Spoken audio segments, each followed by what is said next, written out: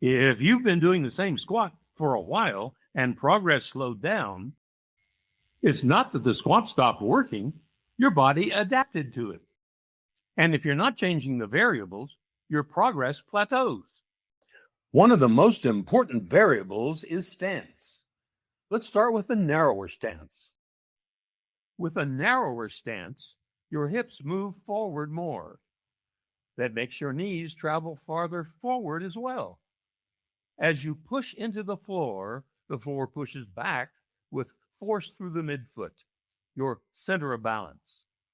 And because your knees are farther forward, that force creates a bigger moment arm at the knees relative to the hips, which shifts more of the load to the quadriceps.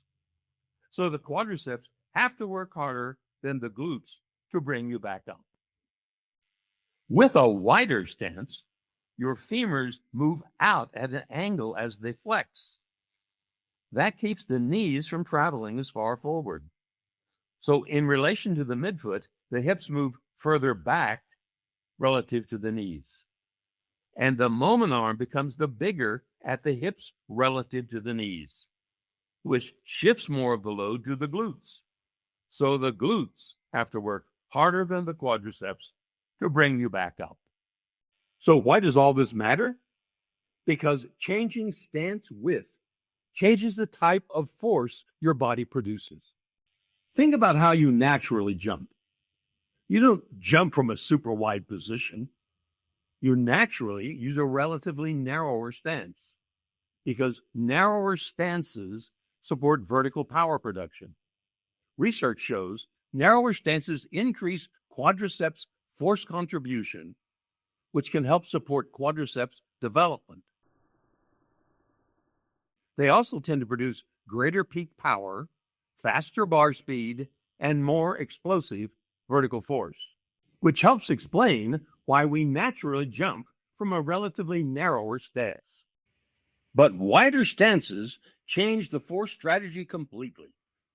Research shows wider stances increase force demands on the glutes, adductor magnus, and potentially the hamstrings, which can help support glute development.